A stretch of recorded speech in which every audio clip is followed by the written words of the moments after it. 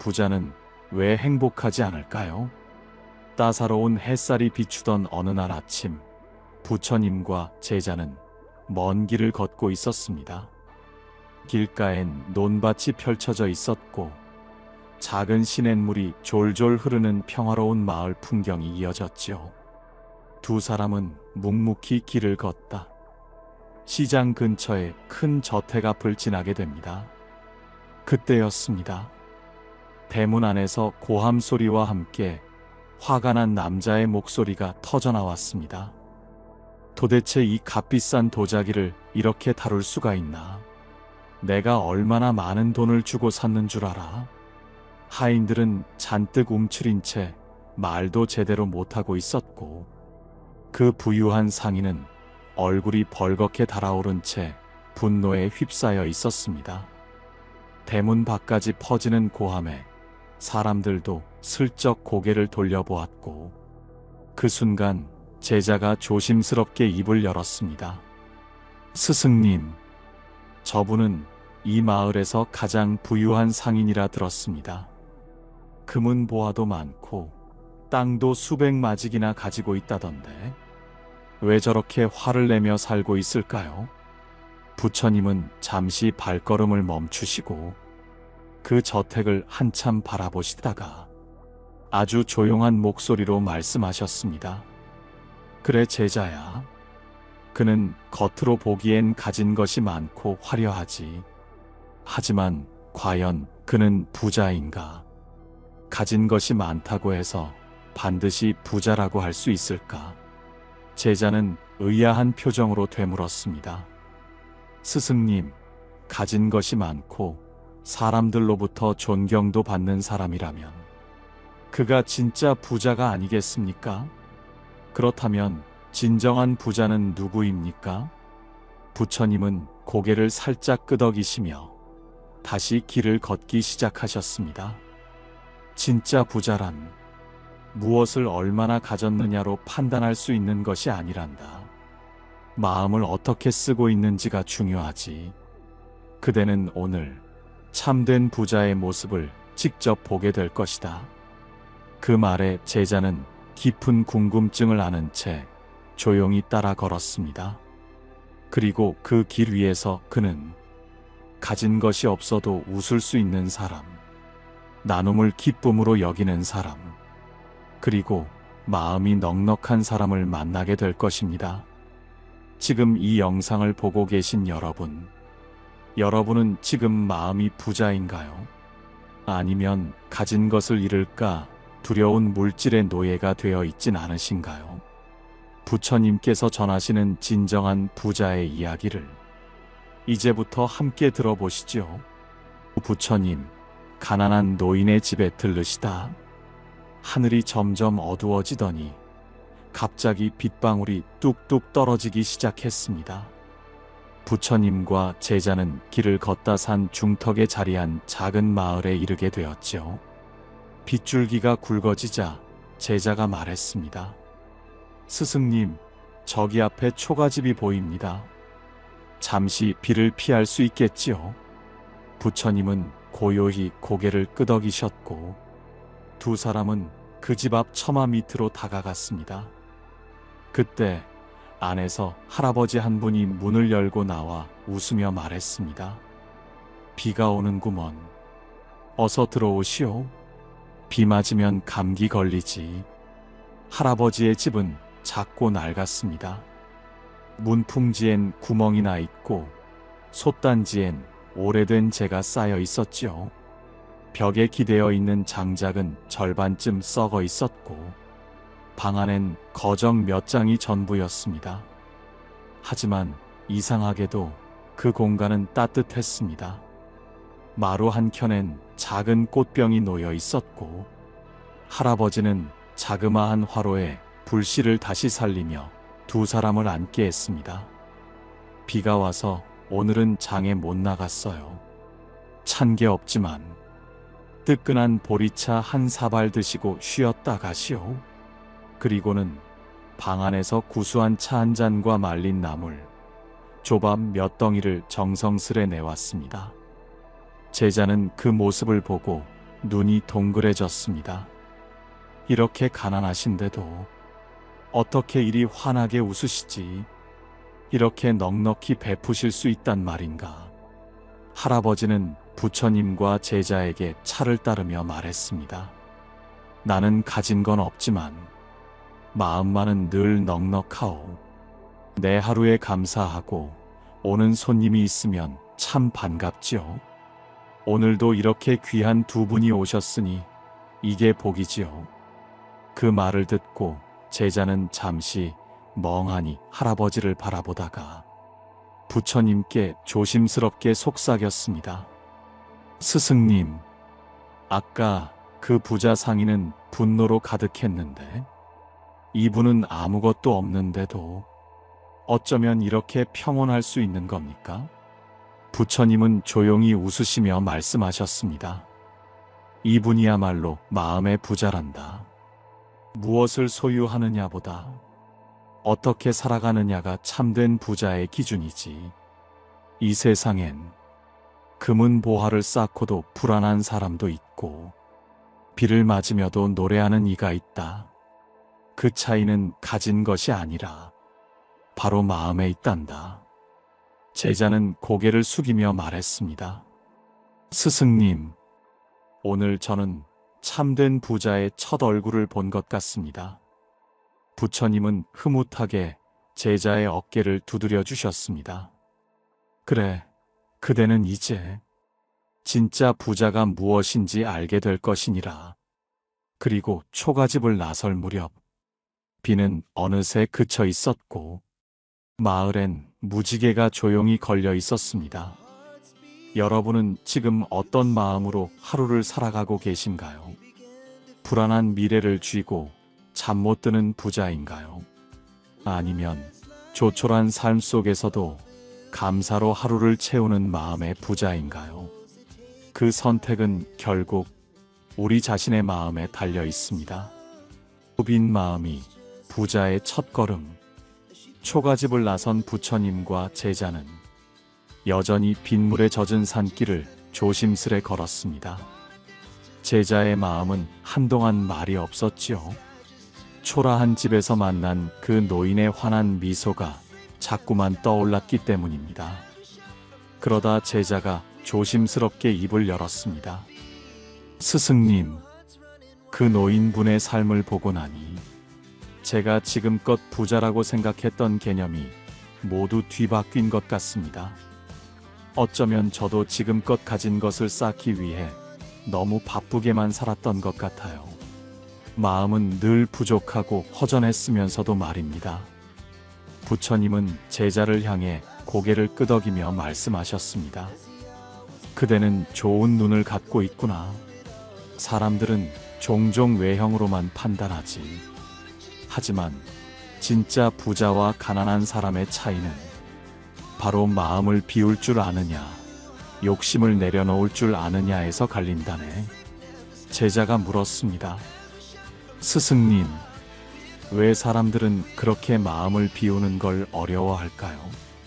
가진 걸 놓으면 불안하고 욕심을 줄이면 뒤처질까 두렵다고들 합니다. 부처님은 빙그레 웃으셨습니다. 그건 마음이 가득 차 있기 때문이지. 가득 찬 물병은 더는 물을 담을 수 없고 가득 찬 창고엔 새로운 곡식을 들릴 수 없지. 마음도 마찬가지라네. 욕심으로 가득 차 있으면 행복이 들어올 자리가 없지. 그 말씀에 제자는 무언가를 깨달은 듯 조용히 고개를 끄덕였습니다. 잠시 후 부처님은 돌 위에 앉아 제자에게 또 하나의 비유를 들려주었습니다. 한 사내가 있었단다. 그는 평생을 재산을 모으는 데에만 썼지. 하지만 죽는 날이 다가오자 그는 갑자기 두려움에 휩싸였어. 내가 이렇게 모은 돈을 이제 다 놓고 가야 한다니. 내 자식들이 이걸 잘 지켜줄 수 있을까?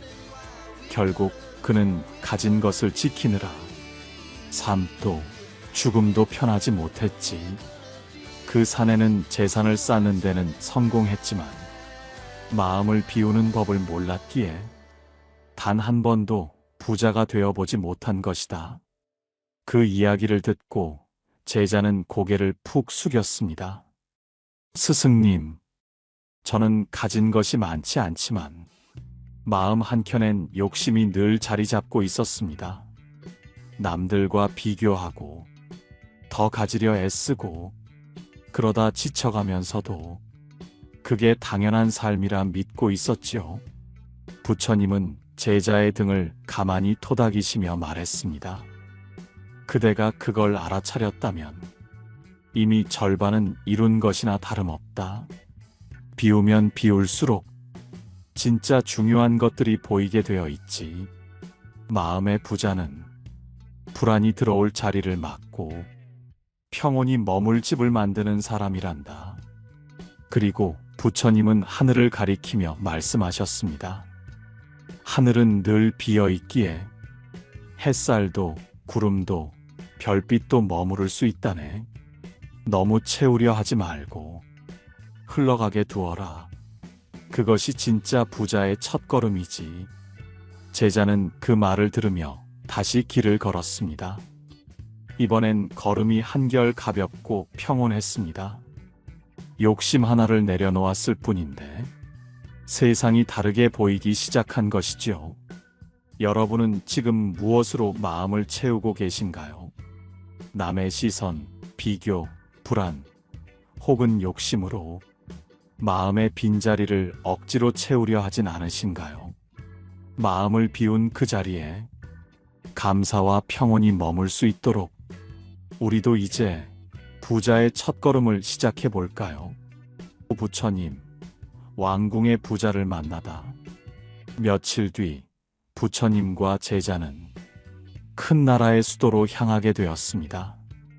그곳의 왕은 부처님의 지혜를 깊이 존경했고 도성에서 가장 부유한 상인을 만나달라며 두 사람을 초대했던 것이죠. 그 상인은 황금으로 장식된 저택에서 살고 있었습니다.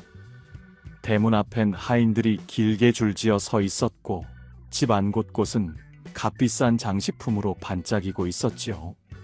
상인은 두 사람을 맞으며 웃는 얼굴로 인사했지만 그 웃음은 어딘가 어색하고 눈빛은 끊임없이 흔들리고 있었습니다. 어서 오십시오, 부처님. 이렇게 저희 집에 와주시니 큰 영광입니다. 차와 과일, 진귀한 음식들 모두 준비해 두었습니다. 마음껏 드십시오. 부처님과 제자는 조용히 자리에 앉았습니다.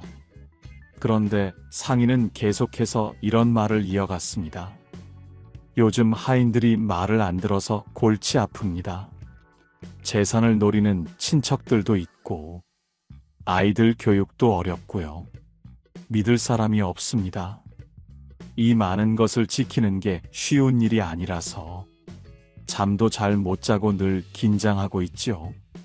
그의 말은 멈추질 않았습니다. 쌓아놓은 금은 보화보다 그걸 잃을까 두려운 마음이 훨씬 더 커 보였습니다. 그 모습을 지켜보던 제자는 점점 표정이 굳어졌습니다. 그토록 부러워했던 부자의 삶이 그토록 화려한 집안에서조차 이토록 외롭고 불안해 보일 줄은 상상도 못했기 때문입니다. 제자는 조용히 부처님께 속삭였습니다. 스승님, 이분은 모든 것을 가진 듯 보이는데 왜 마음은 이렇게 메말라 보이는 걸까요?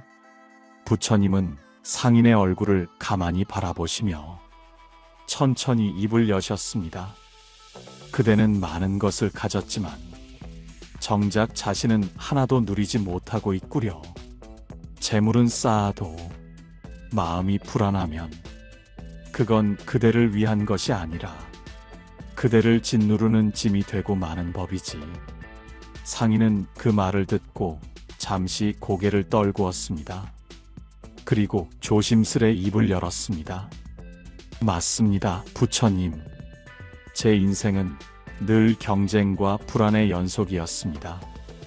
남들보다 앞서야 했고 가진 것을 지켜야 했습니다. 그 과정에서 제가 정말 좋아하는 것이 무엇인지 한 번도 생각해 본 적이 없습니다.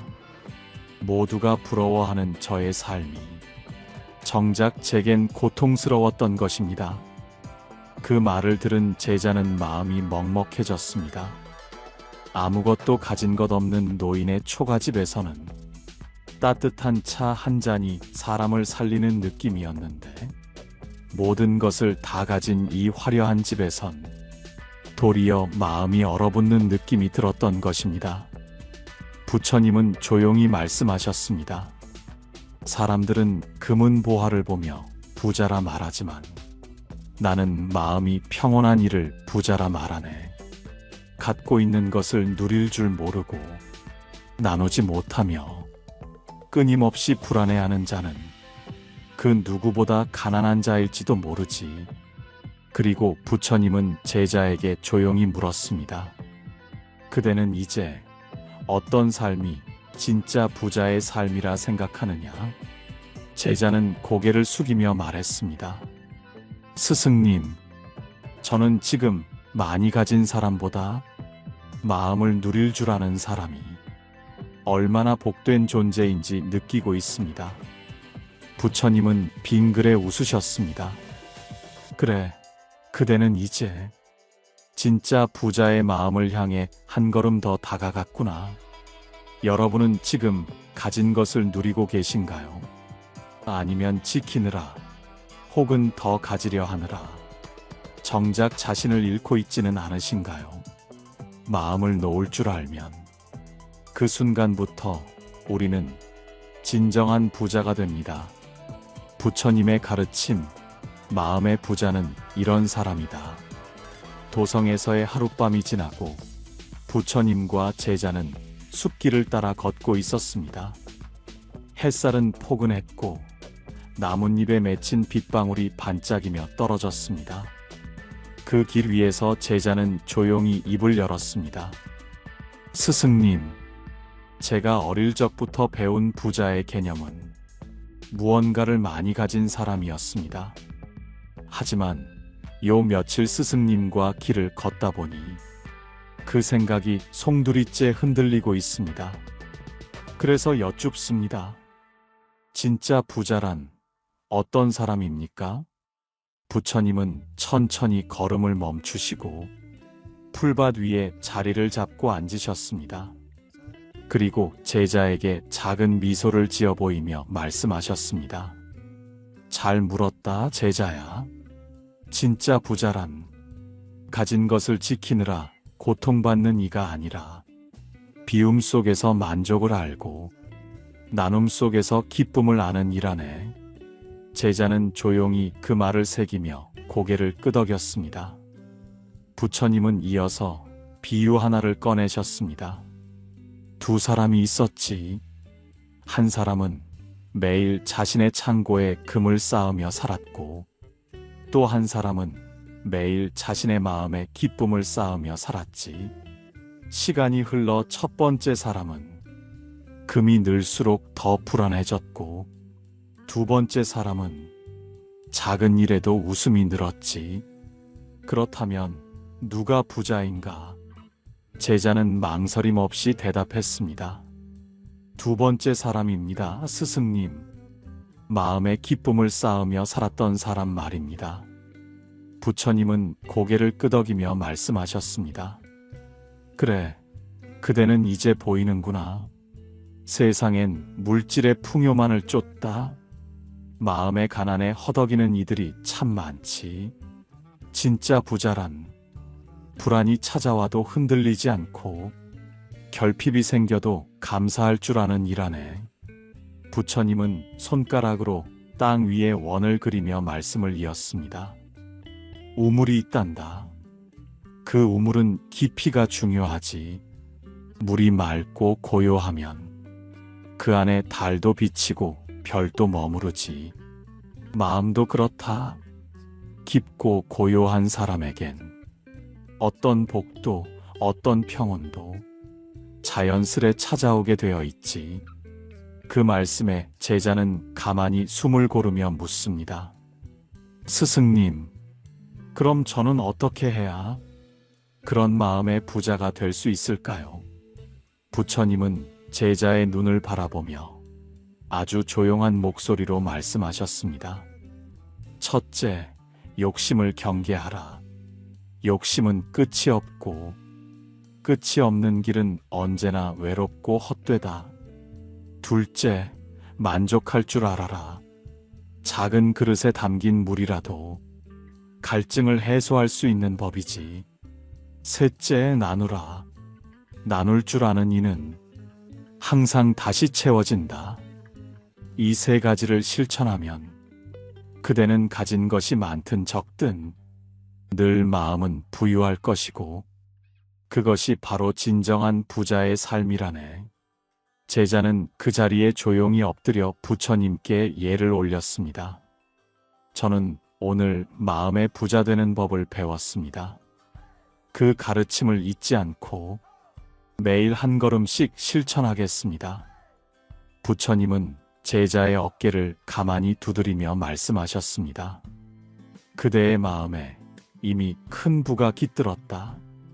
그걸 지켜내는 일, 그게 가장 지혜로운 삶이란다. 여러분은 오늘 어떤 부를 쌓고 계신가요? 물질의 부를 쌓는데 마음을 잃고 있진 않으신가요? 이제는 마음의 창고를 한번 들여다보시기 바랍니다. 그 안에 기쁨과 감사, 그리고 평온이 채워져 있다면 여러분은 이미 진정한 부자입니다. 제자의 깨달음과 부처님의 마지막 말씀. 그로부터 시간이 흐른 어느 날, 제자는 홀로 산길을 걷고 있었습니다. 부처님과 함께 했던 여정은 끝났고, 이제는 스스로 삶의 길을 걸어야 할 때가 되었기 때문이지요. 나뭇잎은 노랗게 물들고, 산들바람은 제자의 옷자락을 살짝살짝 스쳐 지나갔습니다. 그의 발걸음은 한결 가볍고 그의 눈빛은 더 이상 혼란스럽지 않았습니다. 길을 걷다 제자는 작은 마을에 들렀습니다. 그곳에서 한 농부가 지게를 지고 힘겹게 언덕을 오르고 있었지요. 제자는 자연스럽게 다가가 지게를 함께 들어주었습니다. 농부는 처음엔 놀란 얼굴이었지만 이내 웃으며 말했습니다. 이 무거운 걸 함께 들어주니 마음이 참 고맙습니다. 집에 가면 찐 감자와 된장국이 있는데 같이 드시고 가시지요. 제자는 따뜻한 미소를 지으며 말했습니다. 고맙습니다. 그 마음만으로도 배가 부릅니다. 농부의 집은 소박했지만 그 안엔 아이들의 웃음소리와 저녁밥 짓는 냄새, 그리고 아내가 부르는 노랫소리가 있었습니다. 제자는 조용히 그 모습을 바라보며 속으로 생각했습니다. 부처님께서 말씀하신 마음의 부자란 바로 이런 모습이구나. 가진 것이 많지 않아도 웃고 나누고 만족할 줄 아는 사람. 그게 진짜 부자의 삶이라는 걸 이제는 알 것 같았습니다. 그날 밤 제자는 불을 꺼둔 채 창밖을 바라보다 예전에 부처님과 나누었던 마지막 대화를 떠올렸습니다. 그대는 이제 가진 것을 따지기보다 마음을 들여다볼 줄 알게 되었구나. 그러니 이제 그대도 누군가에게 따뜻한 그릇이 되어 주어라. 사람들은 외로워서 마음을 놓을 곳을 찾고 있으니 그대의 말 한마디, 미소 하나가 그들에게 평온을 줄 수 있을 것이다. 그 순간 제자는 알았습니다. 스승의 가르침이 단지 지식이 아니라 삶의 등불이 되어 자신을 이끌고 있다는 것을. 그리고 스스로에게 이렇게 말했습니다. 나는 이제 물질의 부자보다 마음의 부자가 되기를 택했다. 욕심보단 나눔을, 불안보단 평온을. 그것이 부처님의 길이고 내가 걸어갈 길이다. 그리고 이 영상 앞에 계신 여러분은 오늘 어떤 선택을 하셨나요? 매일 넘치는 자극과 경쟁 속에서 조금은 지치고 외롭지 않으셨나요? 진짜 부자란 화려한 옷을 입고 있는 사람이 아니라 지금 가진 것에 감사하며 따뜻한 마음 하나 지켜내는 사람입니다. 오늘 하루 따뜻한 말 한마디, 작은 나눔 하나로 여러분의 마음 창고에도 작은 평온이 들어앉기를 바랍니다. 당신은 지금 이 순간에도 마음이 넉넉한 진짜 부자입니다. 지금 이 순간 당신이 가진 것이 많든 적든 그 마음 안에 평온과 감사가 있다면 당신은 이미 진정한 부자입니다. 부처님께서 말씀하셨습니다. 무엇을 가지느냐보다 어떻게 살아가느냐가 중요하다고요. 우리도 오늘부터 마음을 조금 비우고 나눔을 조금 더하며 매일을 부자의 마음으로 살아가 보면 어떨까요? 이 영상이 당신의 하루에 작은 위로가 되었다면, 그리고 마음에 잔잔한 울림을 남겼다면 조용히 따뜻하게 함께 해주세요. 달빛지혜였습니다. 여러분의 평온을 늘 응원합니다. 고맙습니다.